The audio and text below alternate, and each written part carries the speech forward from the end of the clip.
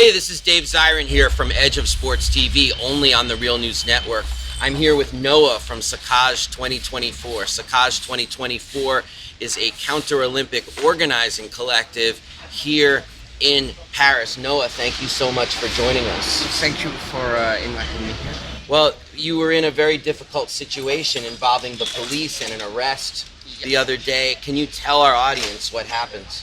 Yeah, so me and two journalists got arrested yesterday when we were trying to do what we call in Saccage a toxic tour, which is just a little tour of the Olympic area around the Stade de France, just to show some of the buildings that got destroyed or impacted by those Olympics. It was a very calm event that was supposed to involve 10 journalists and a few of our members, just to show those The effects. yes, the effect of the Olympics on the city of Saint-Denis.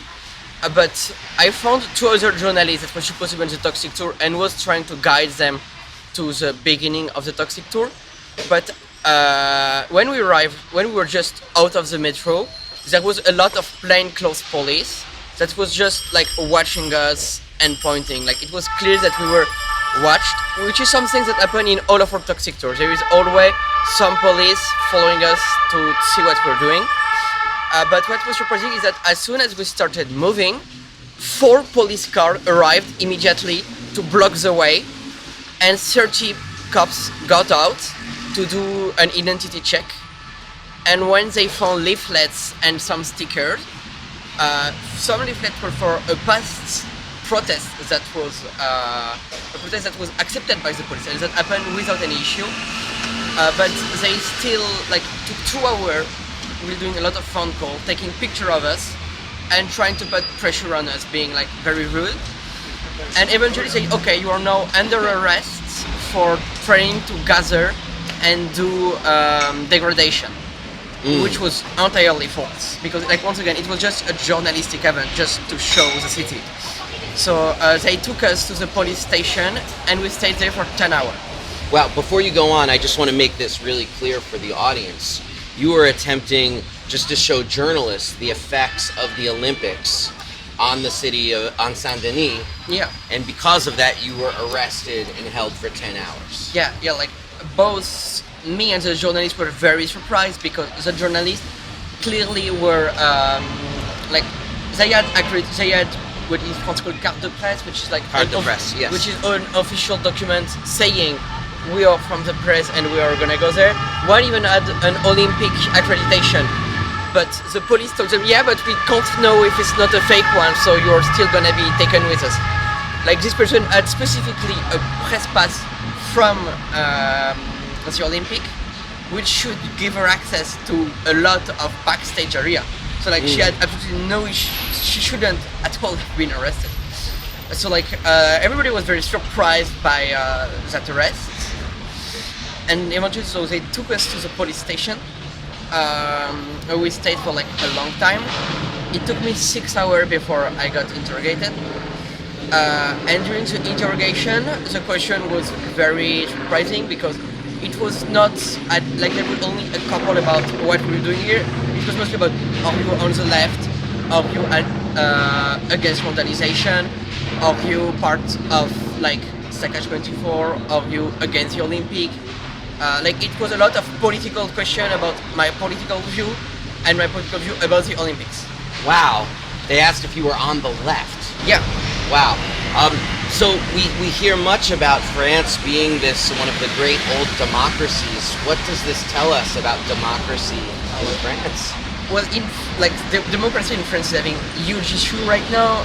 What Macron is doing by refusing to name a prime minister from the majority that got chosen, and he's using the Olympic to make that last longer. He said, I am doing an Olympic ceasefire on politics, and therefore will not nominate a prime minister until at least the Olympics are over, but perhaps before the Paralympics. So he's using the current events to block everything. But yeah, and those toxic tour are events that we did a lot of time before the Olympics, and never had issue with them. Because those are always short events. The biggest we did was 35 people on bikes. Wow.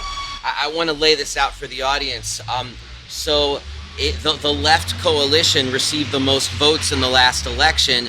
They are waiting to have one of their members named as a prime minister by all rights, but President Macron is saying we're going to wait off on that because we're having an Olympic ceasefire on politics, basically. That's what's happening? Yeah, it's what's happening. Wow, that doesn't sound very democratic. Oh, it is not. It is not. Like Macron, like since his second, like his first mandate, but especially his second term, he has less and less of a majority and use all of the political and legal way he has to ignore the fact that he is extremely unpopular and have less and less elected officials. Like what he did, for example, also for this elections that happened like just before the Olympics, was that he said that all the people that are still minister were gonna vote to choose the leader of the assembly, which is highly illegal because for the separation of power, if you're in the cabinet of Macron, you are not supposed to vote on that and to vote in general as a deputy. So like he tells them to vote, and it gave them enough vote to have the leader of the assembly being someone of Macron, despite him being the only second biggest. Wow. You're talking about what Macron has meant to democracy in Paris and in France. What have the Olympics meant to democracy in Paris? Like for me, one of a lot of things, because like many laws that were passed for the Olympics or laws that will be kept after. Like in France, there have been huge protests that we fight hardly against drones and against algorithmic camera, but there was an Olympic law to test this technology. So like right now there are drones and cameras that use AI all around Paris for the Olympics, because those laws were passed thanks to the Olympic, and there was no protest this time because the Olympic make everything more okay, basically. Like people will not protest as much if it's something that's done for the Olympics. But to me, one of the worst things that happen is like Paris is under basically occupation. Like it's the biggest police and army presence in the city since the occupation during the Second World War. Like basically they changed. We are not even free to circulate anymore because we need what's called a QR code, which is like a flash code to say, okay, I have the right to take my car in all of this area of Paris. And like the lockdown around the Seine, just here, for the opening ceremony was so big that there was less people there during the week of lockdown before the ceremony, that there was less people there than during the COVID lockdown. Wow. Because like nobody had access to the Seine for a week. Wow. And like a lot of please continue. Sorry. And like also a lot of people got what's called in France micas, which is like house arrest, not just in Paris but in many other cities, which basically said you have not the right to leave your home during Olympic event or not to go in Paris because we think you are an issue for security. So like there was people that were on the left, a lot of leftists were arrested. A lot of basically anybody that was a bit under surveillance of the police and had any kind of legal issue before got arrested. A lot of people that had no legal issue but were having mental issue also got arrested. I mean, not arrested, but like were forbidden to go out of their home. And mental hospital that were supposed to be some hospital where they could leave and go back in, said, okay, you cannot let your patient leave for like those days because like it's a huge threat on our freedom to move. Like it's not becoming a freedom, but a right that we have to ask, and that has to be given by the prefecture of police. Now, the left came together to beat back the National Rally and the fascists in the last election. But there's a socialist mayor of Paris, Hidalgo. Yeah. Are there now splits on the left in terms of how to deal with the Olympics and the policing and Macron's attacks on democracy between those who are cheerleading the Olympics and those who are protesting? Yeah, well, sadly, like at least more mainstream and electoralist left has never been too much against the Olympic. Like we can see the way it is talked about, like the opening ceremony. Like most of elected officials are talking about this ceremony as a big success for the left because they said, oh look, there was some marginalized communities that were represented. But in fact, it was still a very elitist event because there was still the army everywhere, there was still police everywhere. Like, yes, there was Aya Nakamura singing, but she was singing with the Garde Républicaine, which is the army. So like, it was just the elites saying like, look how cool we are and how much we like France. But for the media and Parisian, like, they still couldn't go there because like only the spots that were on big incline that got said very. Like I said, a lot could see what was happening in the scene. Many people like that took tickets and that got there were like, oh, I just cannot see.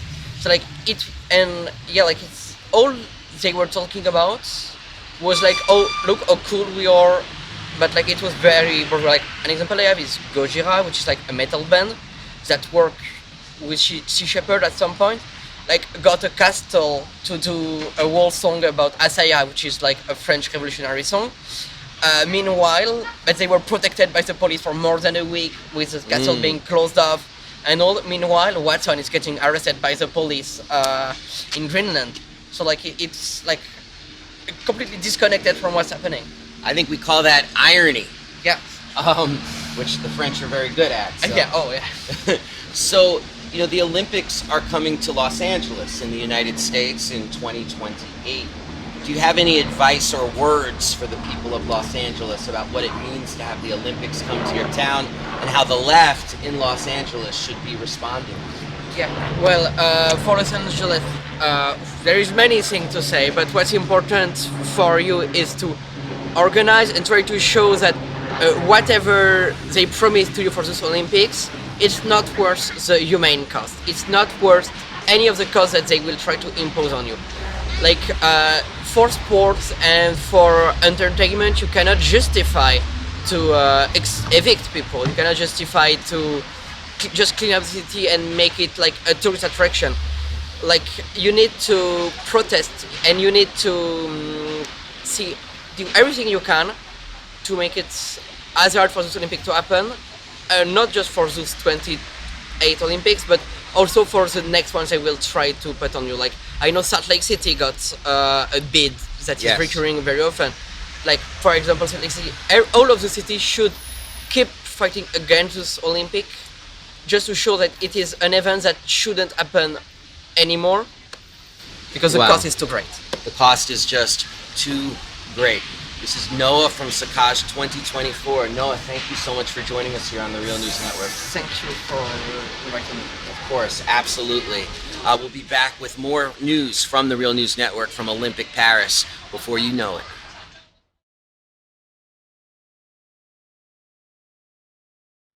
Thank you so much for watching the Real News Network, where we lift up the voices, stories, and struggles that you care about most.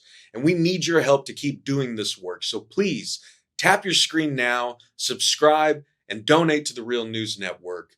Solidarity forever.